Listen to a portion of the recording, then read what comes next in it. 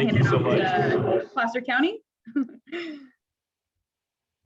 Okay, my name is Suzanne Messina, and I'm with Placer County, or County of Placer, however you want to say it, it's fine with us.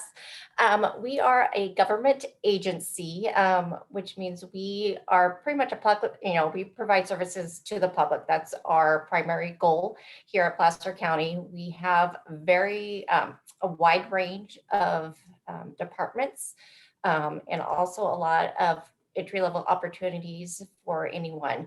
We have probation, the sheriff's office, which probably, a lot of people are familiar with. We have health and human services, which provides services to, people in the public that are in need. And we also have more, specialized departments. I'm in human resources. We provide, benefits. We're kind of our job is to help our employees internally, with benefits, and also externally as well to help, get the people hired on and find good candidates for our departments. We have tax collector, auditor, and then some of you are probably familiar with elections as well. That's also part of Placer County. So there is a wide range of opportunities for everyone. We have facilities, public works that you might see out and about doing various different jobs. And we have, anything from probation officer, admin clerk positions, and out in the field we have in facilities, we even have a traffic sign supervisor, tree trimmer. So there is a very wide range of opportunities for you out there. And most of our positions, you can do research on our website at jobs@placercounty.com. And that's a good resource to find out a lot of other information about the county. So, and then we go, I don't know if people, I'm assuming people are familiar, Placer County goes all the way from North Lake Tahoe all the way down to Roseville. So we have employees that, have the opportunity to live and work in Tahoe, which, is obviously great. I think next is Sutter. All right. Hello, everyone. My name is Kristen Graham, and I am with Sutter Health. I am part of our Talent Acquisition Center of Expertise. And Sutter Health, you may have heard of us. We are a large healthcare organization based here in Northern California. We are a not-for-profit organization, which I'm extremely proud of. We actually donated in last year more than $1 billion. That's a billion with a B, in community benefits. So that is anything from offering services at no charge to patients, investing in research, and other resources for access for individuals for general health care. So that's one of the reasons I'm really proud to work at Sutter Health. And so types of jobs. So you might think I'm not a doctor, I'm not a nurse, I'm not a clinician. I can't work for Sutter Health, but we are a business and we offer all sorts of job opportunities at Sutter, anything from those doctors and nurses that I just mentioned to contact center representatives, accounting professionals, customer service, front desk support, to janitorial type staff, kitchen services, or food services in our hospitals.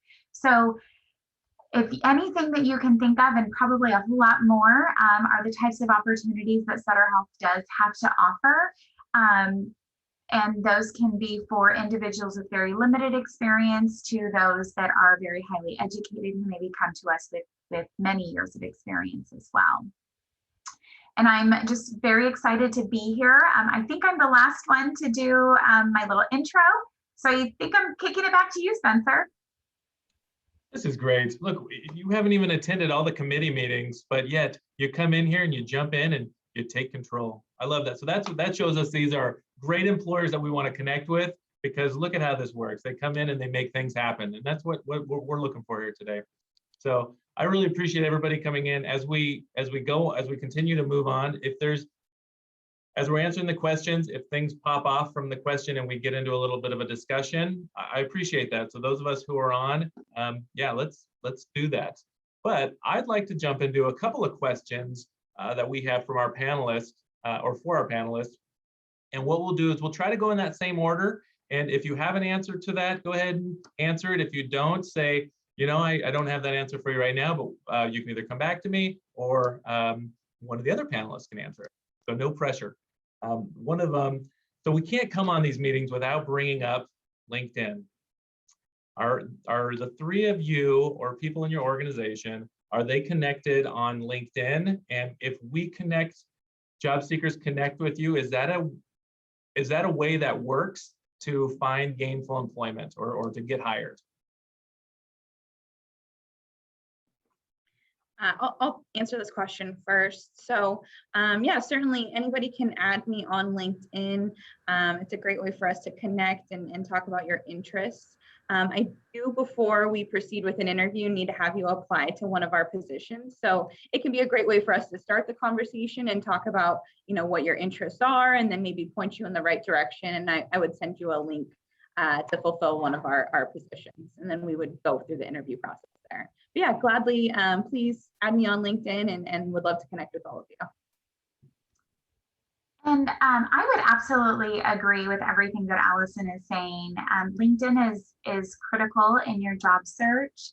I would definitely connect with the organizations that you are interested in working for. Don't just connect with individuals at the organization, so like myself, Allison, or Suzanne, but also connect with or follow the actual organization. I know for myself, and this is probably true for Allison and Suzanne, but we actually push our jobs out on LinkedIn as well. And so that's another way that you're going to see new jobs pop up. But definitely connect with human resources, connect with the recruitment staff, but also know that as Allison said, you do have to apply to the positions first in order to be considered. That is part of the recruitment process. So we can't consider you for a position unless you do that. But connect with a recruitment individual so that we can even help point you to different positions that you might be interested in. Yeah, and we're the same way with Placer County. We have a page on LinkedIn where you can see all of our current job postings. And, you know, like Kristen was saying, is definitely, you know, follow those companies that you're interested in working for, because that's a great way to make connections and to maybe see jobs that you haven't, you know, weren't aware of out there. Thank you. So I think we're gonna go back and forth and ask questions. Hi everybody, my name is Rachel Stewart. I'm with Los Rios Workability 3 program. And we had lots of people submit questions when you guys registered. So looking at those, we had a few people who had questions about being an older worker. So do you guys have any advice for people who are those older workers applying for different positions, and, you know, how can they, I guess, help combat potential ageism? Rachel? Yeah. There's a question really quickly for LinkedIn in the chat. So if you want to address that after the panel question, and then there's another question just past that one as well. So we're getting them in the chat. That's great. Keep them coming, guys. Okay, perfect. Yeah, and if you have any other questions that come up, definitely put them in the chat. So the question, it looks like it came from, and I apologize if I pronounce your name wrong, but Latanya. You mentioned that you don't use LinkedIn, but you do use USA Jobs. Now, if I recall correctly, USA Jobs is a job aggregator. And I know that's maybe not something that everyone is familiar with. But a job aggregator is they actually go out to different employer websites like Placer County, like Cintas, like Sutter, and they actually scrape all of our jobs and post them there. So that's a great resource to use. So you can apply. So once you are in a platform like USA Jobs, if you go to apply, it'll actually redirect you to that employer's website, whether it's any one of our organizations, so that you're actually applying directly to that employer. My encouragement, however, would be, and I think Allison and Suzanne would probably recommend, is that if you don't have LinkedIn, get LinkedIn.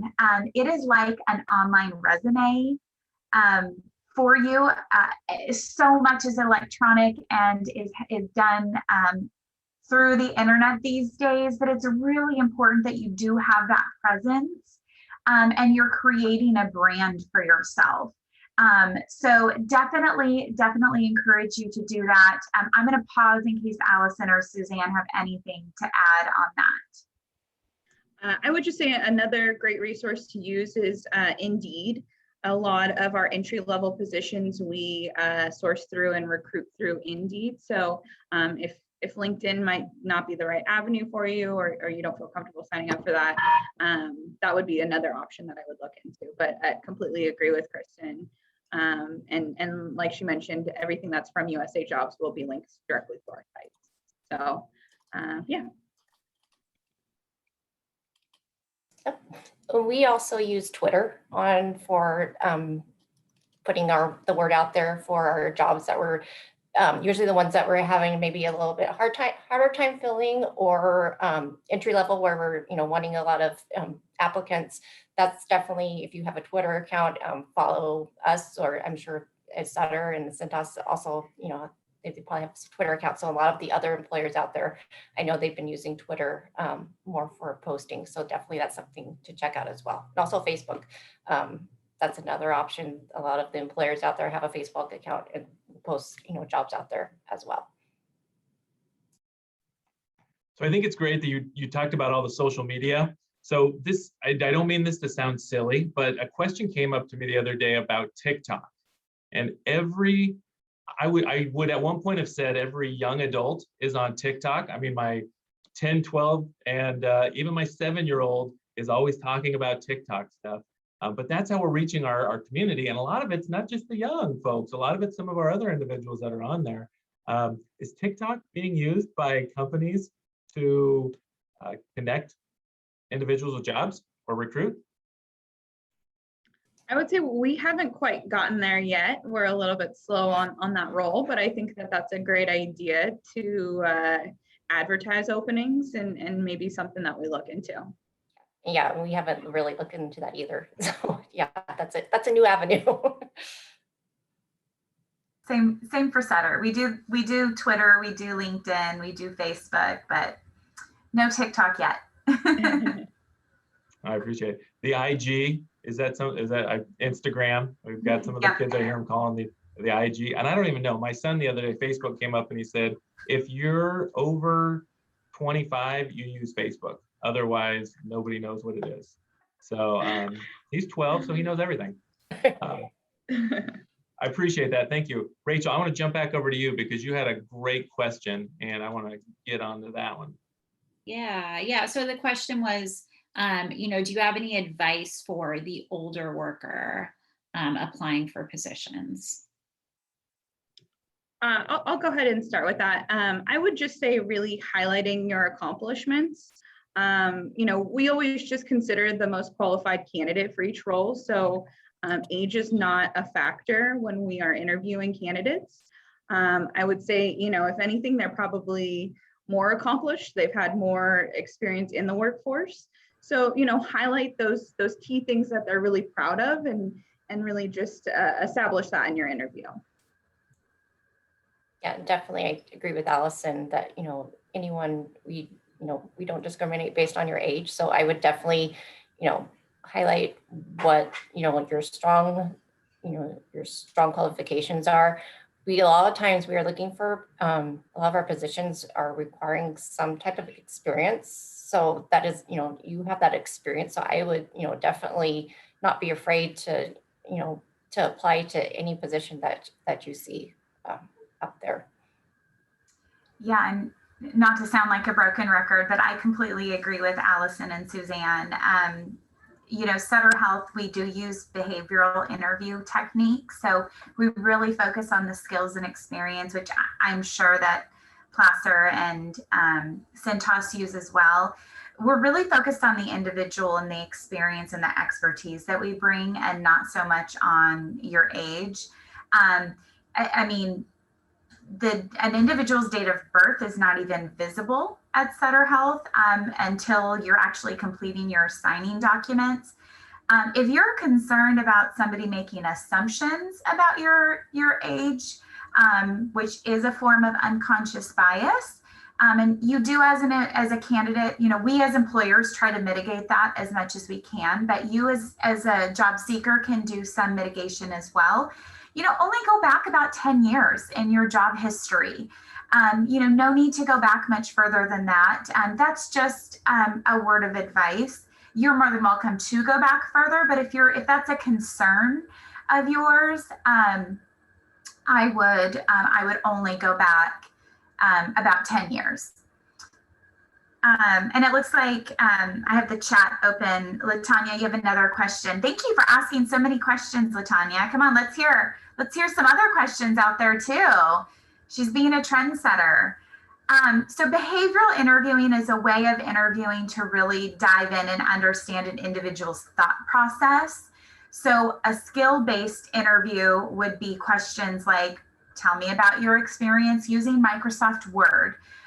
Where a behavioral interview question will be more based on, let's say that you are dealing with an individual on your team and you don't see eye to eye on a project. How would you work through that with them? So it really focuses more on your problem solving skills, the what you bring to the table, how you interact with others, versus those maybe specific skills that you might have as they relate to software or things that are more intangible. Hopefully I explained that okay. I wasn't really prepared for that, but a great question. That was great. Answered like a true panelist. I appreciate everyone. I know we're talking encouraging for the questions, but thank you for being here and just being willing to take questions off the cuff. All right. Just try to check. So thank you for seeing the chat as well. And another question that came in,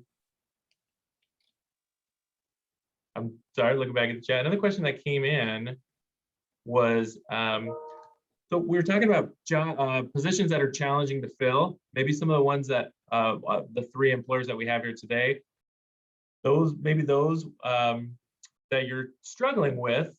What are an employer's biggest struggle in hiring people and getting them into these positions that need to be filled, these pain point positions? I'll go ahead and start. So I would say some of our toughest positions to fill, for a lack of better term, are our dirtier jobs. So, you know, at Cintas, I mentioned that we have drivers that go out each day and they deliver the towels and chemicals and uniforms, and they pick up all of the dirty towels and chemicals and uniforms and bring them back to our facility. So especially, you know, with COVID, we've seen a lot of hesitation with people taking on those jobs. We take safety very seriously here, and so we provide extensive amount of training as well as PPE. And you know, we're always open to new suggestions of how to do things. So you know, that's really how we've gone through and helped establish this role. But they are still nonetheless very tough to fill. We generally look for people that have had backgrounds that are similar, or people feel comfortable in those quote unquote dirtier jobs to fulfill those needs. For example, some of our dirtier jobs are people that gather all of the dirty clothes together and get them prepared to be washed. A lot of times people don't want to touch other people's clothes, so it makes it a little bit difficult to find the right people for those roles. And so, you know, we just try to recruit strategically based off of previous experiences. I think you had a second question to that. I don't know if I answered that. What is the pinpoint? Yeah, so there we go. So I think in those positions that are really hard to fill, those pain points of your jobs, of your recruitment challenges. I think that was kind of, and I think you covered that. Yeah. Okay. Perfect.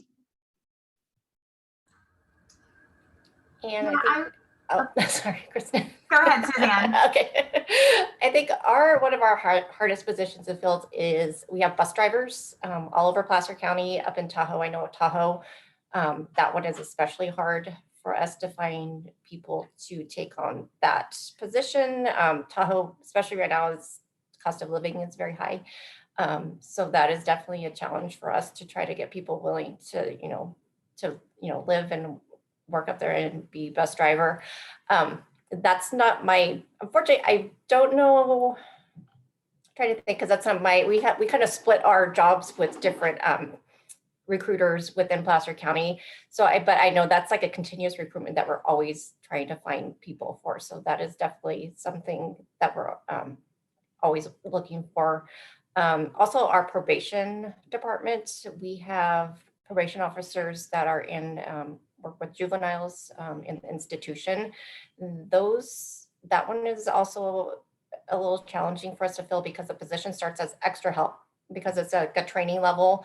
And so it's a lot of times you're having to, working part-time, not having a full-time job, not having benefits. So that is something that's a little bit harder for us to recruit for as well. But it is a great, if someone's interested in going into that field where you're a probation officer, even working more up into law enforcement, it's a great stepping stone for people to get into.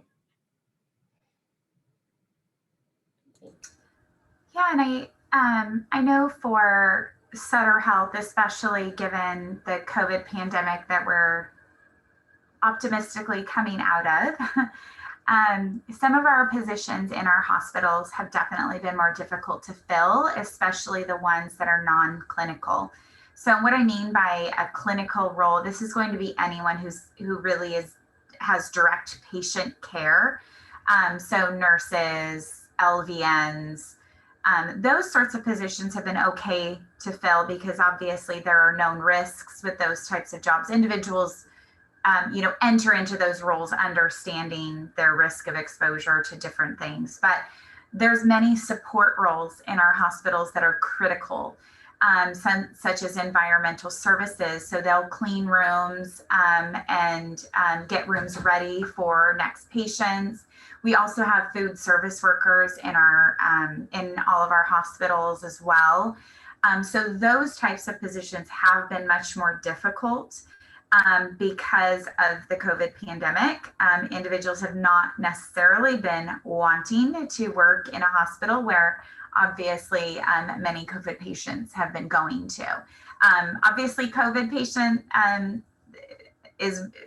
any COVID patients are very, very low at this point, which is amazing.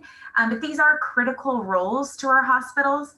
In addition, they are also what I would call stepping in points or jumping off points. Many individuals will join Sutter Health in these types of roles. So we see high turnover in addition because they'll use that to just get into the system and then they'll move into other roles in the future just by gaining access to and networking within Sutter Health as a system. So those are probably some of our higher turnover roles that we've seen in the past year or so. Yeah, this is good information. I'm thinking how a lot of times when we go into an employer, we go into a company, we think of that one specific role that's in there, and we forget about all the other support helpers, and that's huge. The numbers of people and the importance of those positions are really needed. Bus drivers in Tahoe, drivers who are cleaning up or bringing out the clothes. When you said washing somebody else's clothes, I'm sure everybody on here said, no problem. I would totally wash somebody else's clothes. No, that's great. So really important roles, trying to fill those. I have a question. So there's programs, the American Job Centers of California. So we have on our call today, the Golden Sierra Career Center. We have SETA, Sacramento Employment Training Agency. And then we as DOR, Department of Rehabilitation, we have job seekers. And I believe Placer County also has individuals that are job seekers. For our employers on here, have you noticed working with these or partnering with these programs have helped you to find candidates and fill any of those positions? And or if not, is that something we might consider down the road? Yeah, I'll start. So I feel like we've had a pretty good partnership with the Department of Rehabilitation. When you guys do have a candidate that applies to one of our positions, usually you send over the name and we will gladly screen them and see if that's a good fit for us. And I think that we'll continue to do that. We have a really great partnership built. And we're always looking for new candidates, regardless of background. So still open to doing that in the future. And yeah, I think that we really like to utilize these partnerships, just to get the word out about Cintas too, because a lot of people don't know who we are or what we do.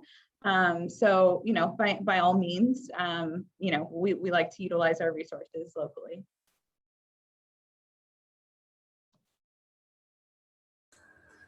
And I would definitely agree with that. I mean, we love partnerships. We love working with organizations because it helps, it almost expands our talent acquisition team as, in an unofficial capacity, because we can share, kind of what it is that we look for, what the types of qualities Sutter Health maybe likes to see in candidates.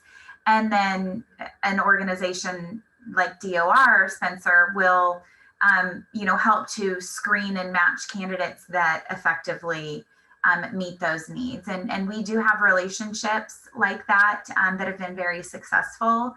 And we love those types of partnerships. It takes a lot of the burden off of our recruiters.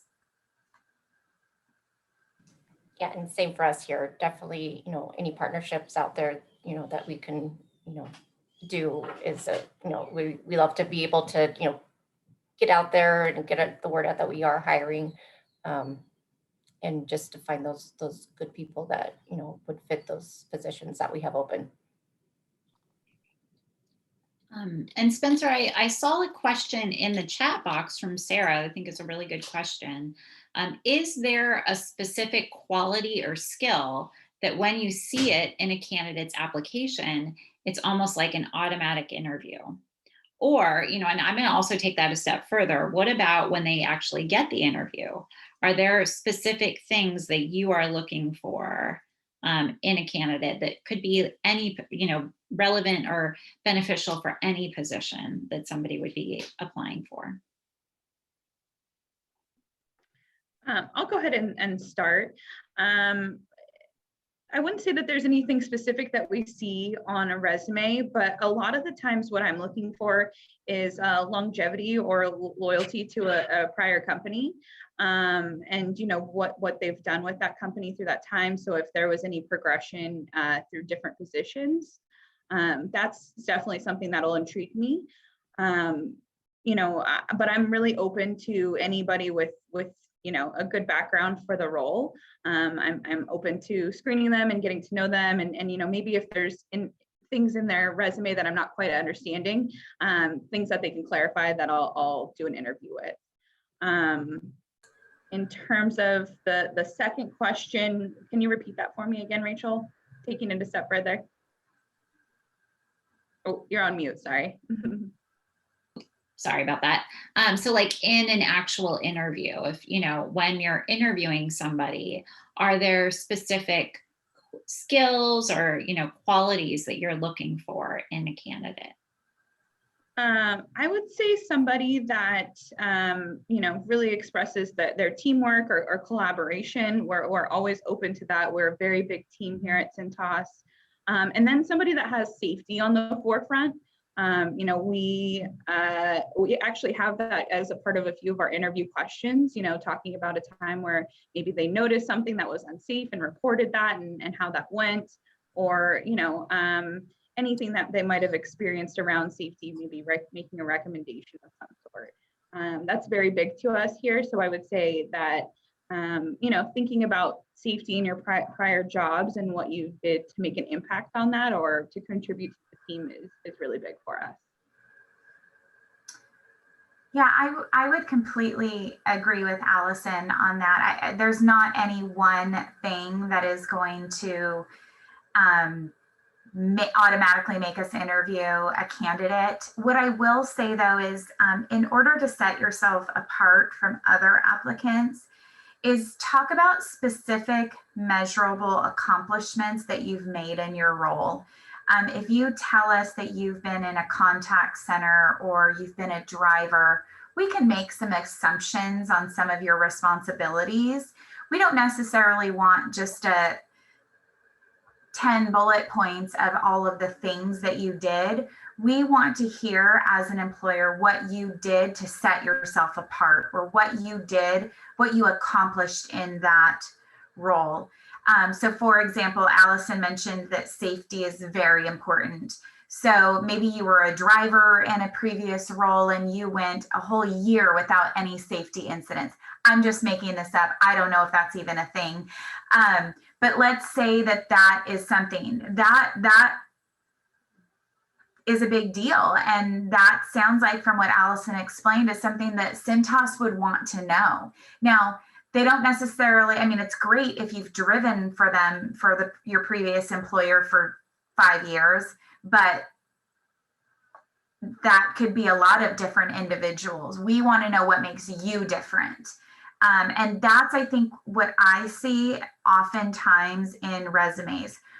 We're not hiring, and I think this goes back to the behavioral interview questions. We want to hire the individual. We're not just hiring a certain set of skills. You know, we all work in an environment where we have to interact with other people, whether it's virtual or face-to-face. But we want to know who you are as a person and what you are going to contribute to the team. Now, if you don't have experience with Word or something else, we can teach that, but we can't teach you how to be a good team player. We can't teach you how to lead a team. We can't teach you to be have good customer service and have good interactions with people. That's something that you have to inherently have. We can give you some tools for that, but you have to want to exceed. You have to want to do great things in your role, and that's what we want to hear. We want to hear about how you went above and beyond. All of those things that make you different from the 20, 30, 100 other applicants that we might be looking at.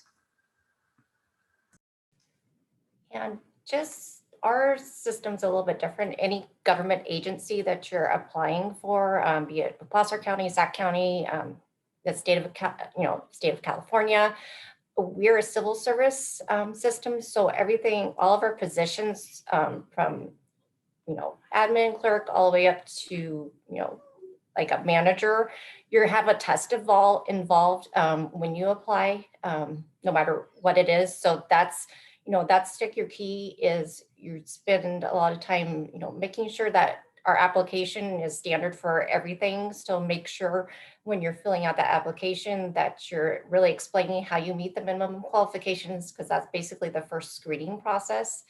And then there's usually some type of written test involved, either, where you're having to go to a physical, we just did a test for a probation officer yesterday, where you're going to the Roosevelt Veterans Hall and taking an exam on filling out a Scantron. So that's part of our application process as well. Other ones, for other positions, you're having to fill out a training experience questionnaire.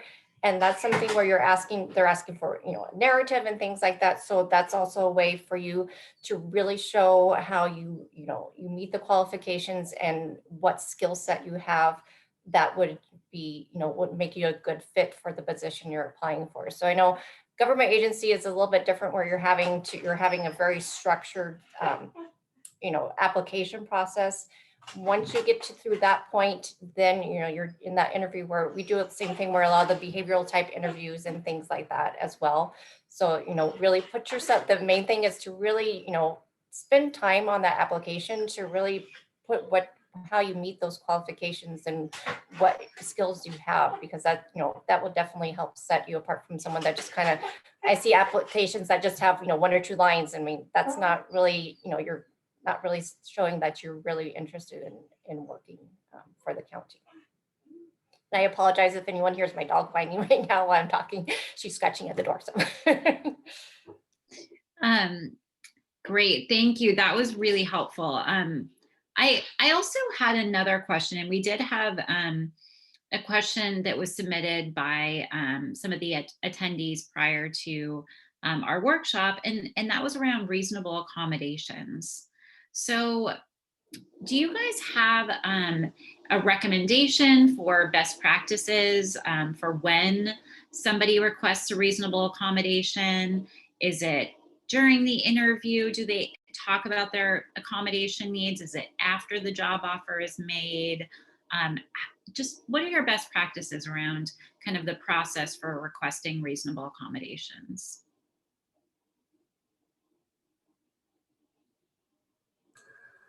So, oh, it looks like Latanya maybe raised her hand. She might have a question, but so I think there's different ways to approach it, and there are different accommodation requests that can be made.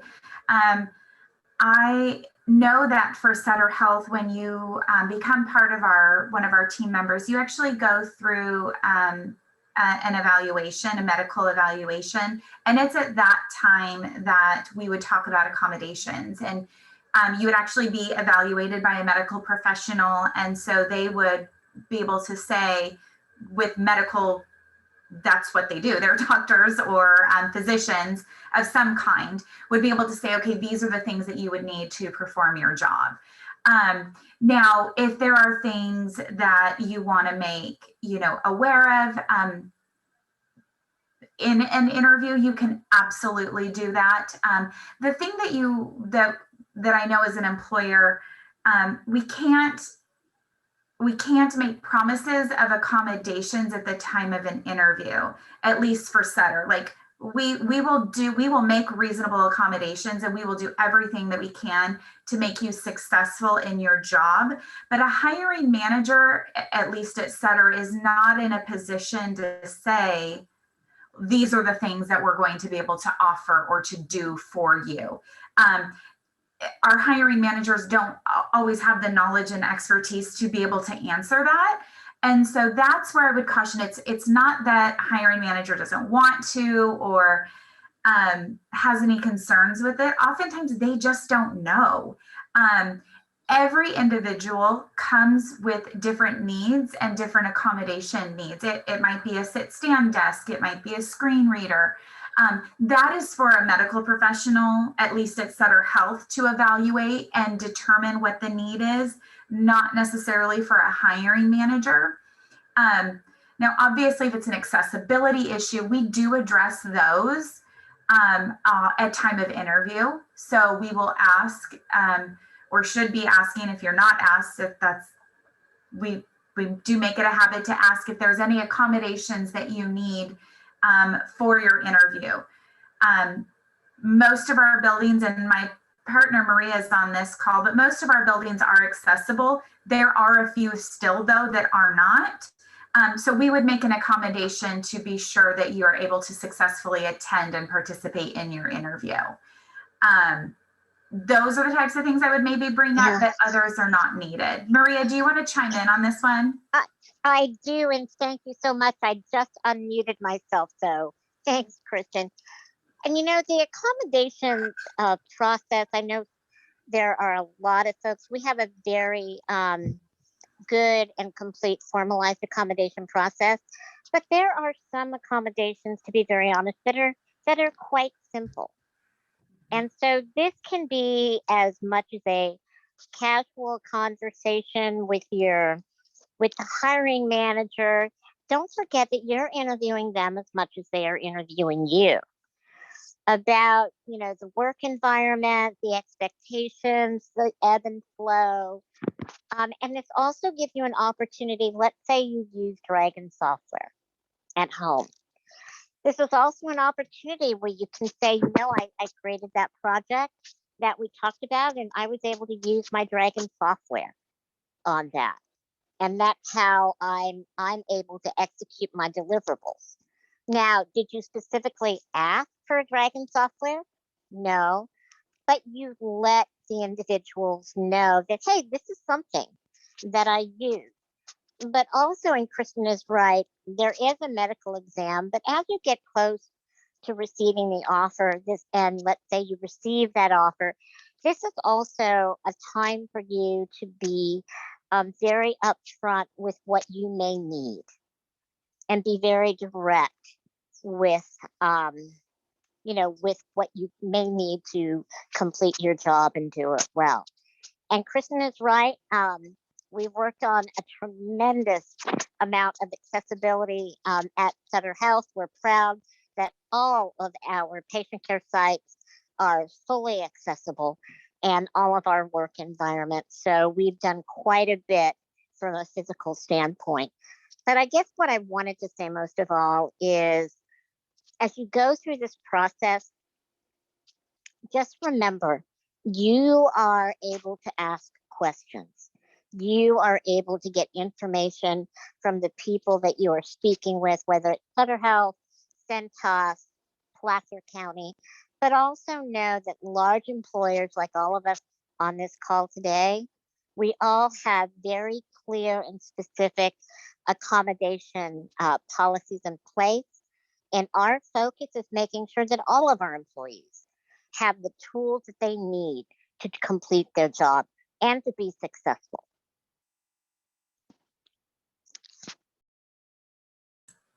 Thank you so much for jumping in, Maria. I know that that is your area of expertise and you've done so much work in that space. So I appreciate it.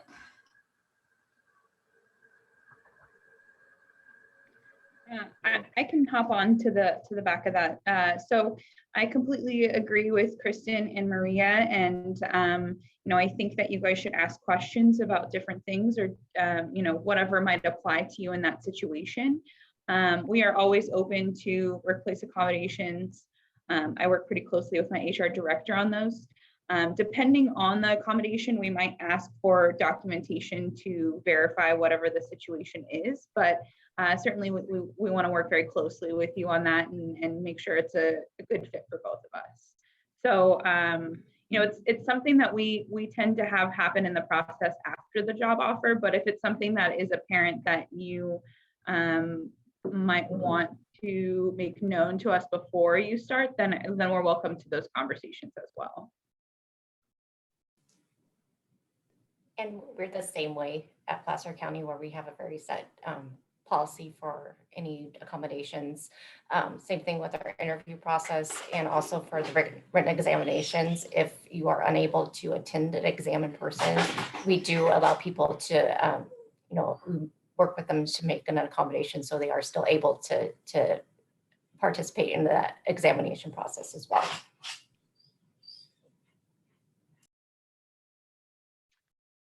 Thank you, everyone. I appreciate that. I appreciate the openness. I appreciate just knowing that we have contacts that we can connect with if we have those questions. I think everyone on here, I think a lot of us know each other. If we don't, we could find each other on Facebook, not Facebook, LinkedIn, and some of the other social media sites to work together and collaborate. So we're coming up on 2 o'clock. And so I want to be sensitive to everybody's time. I want to give us a little bit of time if there's some other questions that maybe we didn't get a chance to get to, or if you have something, maybe we can look at taking 2 more questions. And if we do run over that 2 o'clock, we want to let everybody know we understand if you need to leave.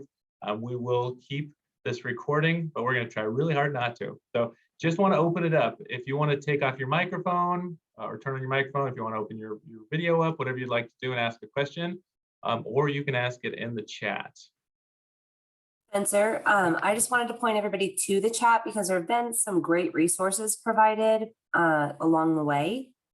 And it's all resources. You guys can take screenshots of it or you can jot it down really quickly, but there's a lot of resources for more job development, like these recordings that we've done in the past, as well as some information about ways to access interview strategies, skills, and accommodations, everything. There's a lot of good stuff in there. So just scroll through it before you guys log out today.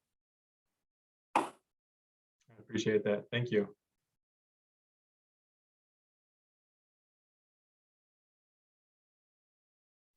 Great. Any questions?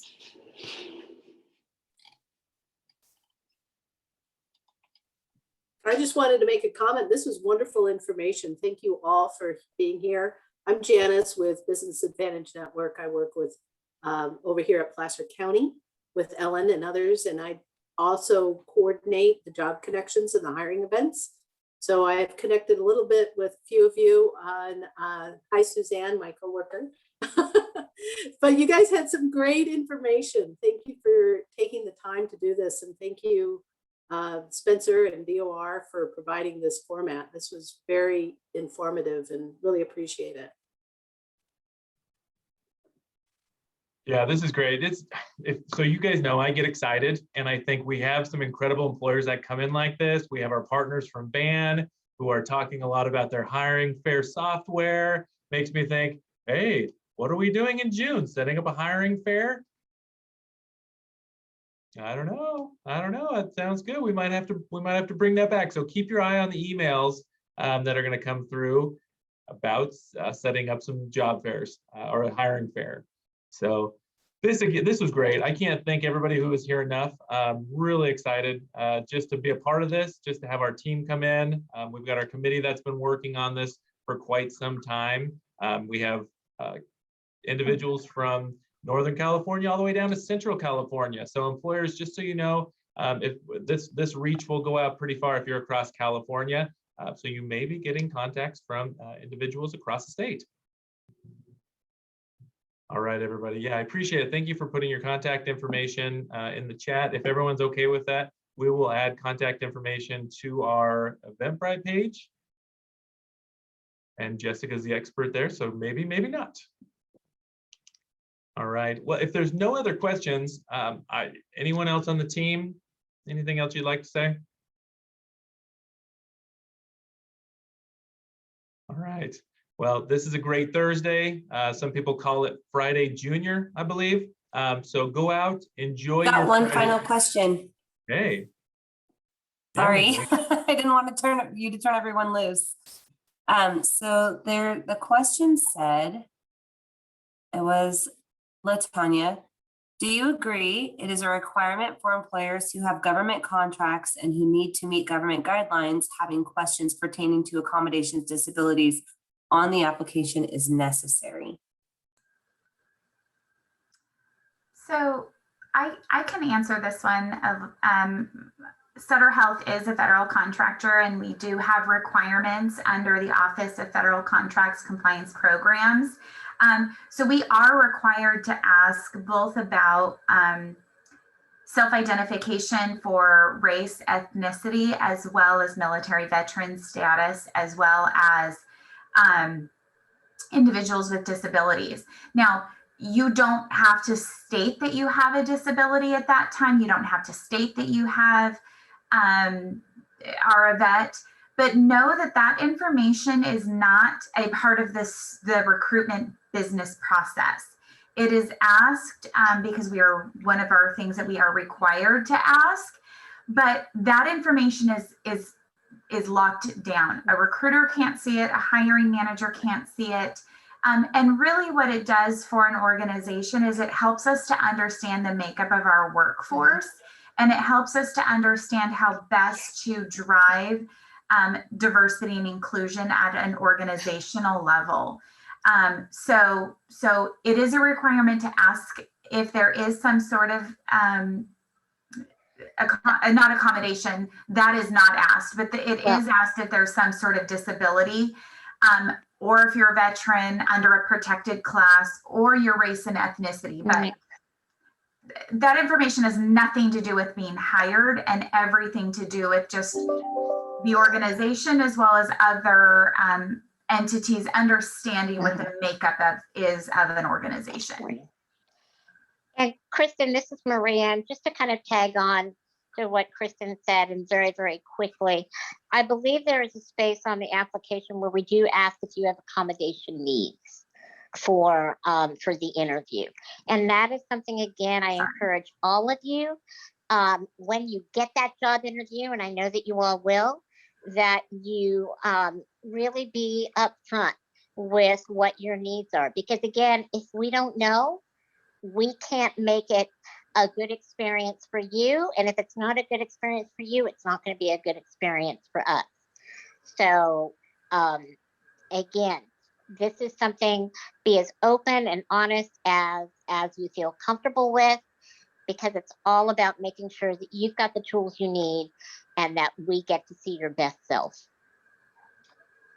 Absolutely. We don't want anyone to come into an interview frustrated or flustered because there was any sort of issue. And Maria, thank you for reminding me of that. We do ask if any accommodations are needed for interviews. I, of course, my compliance hat went to that space. But no, thank you very much. So we, again, to Maria's point, we want you to be successful in your interview. The more honest and open you are with sharing what you need to be successful in the interview, it doesn't just help you, it helps us as an employer really see the best you that you can be.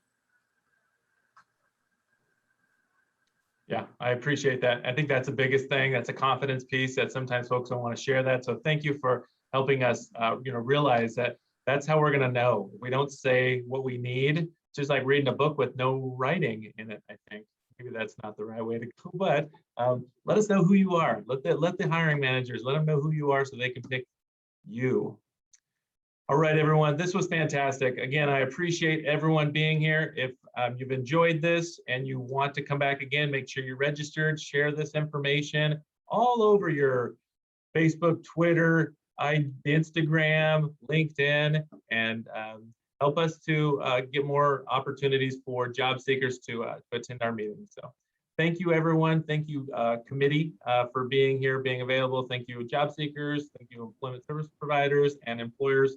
We are so pleased that you're here, and we look forward to partnering with you again really soon. Thank you. Thank you. Thank you. Bye.